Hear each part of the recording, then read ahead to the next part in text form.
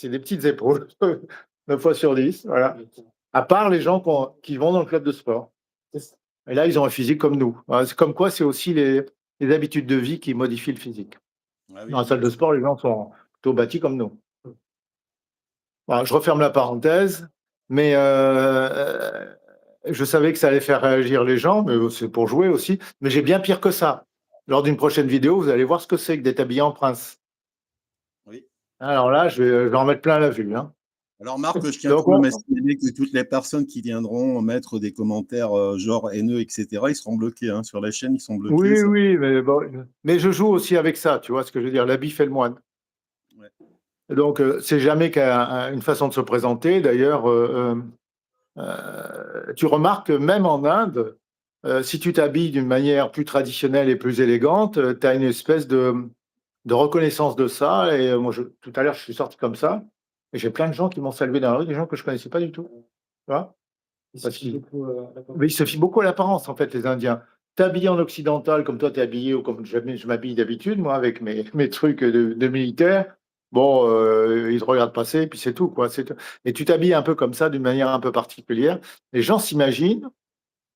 Il y a une fois l'année dernière, comme ça, j'avais mis ce collier-là, je m'étais habillé tout en noir, et je marchais lentement. Je faisais le con, hein, avec Anne.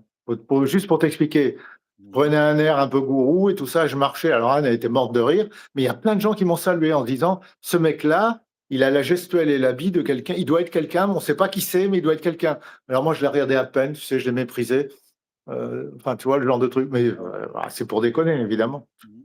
Euh, bon, on ferme la parenthèse. Donc, on a souvent des pseudo-divulgations, comme il y a eu, et j'ai eu l'occasion d'en parler, comme il y a eu avec en France, avec la soi-disant divulgation des dossiers de 3AF. C'est-à-dire que les dossiers du GEPAN sont transmis à un organisme final qui s'appelle 3AF, et ils ont soi-disant fait il y a quelques années une ouverture, une divulgation complète de leur dossier. Moi, je suis catégorique, c'est faux. Voilà, les dossiers les plus chauds ont été enterrés, cachés dans un coin. Voilà. Et je ne sors pas ça de nulle part, hein. J'ai pas vu ça sur Internet, hein. Ok, j'ai pas lu ça dans un bouquin. Donc c'est toujours la même histoire. C'est que de toute façon, au grand public, on ne présente pas les choses. Voilà.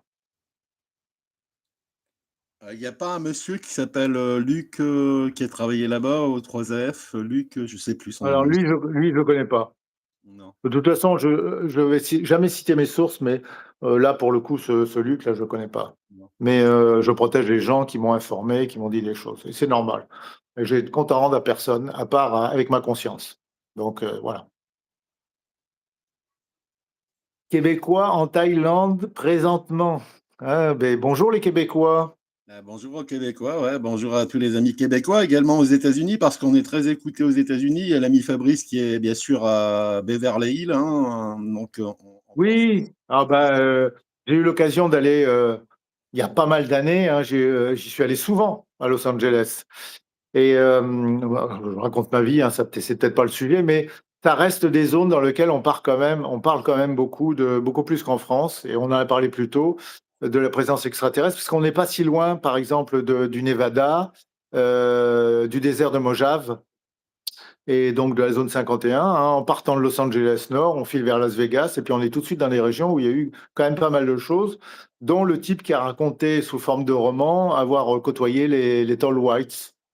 Voilà, il était dans le désert de Mojave.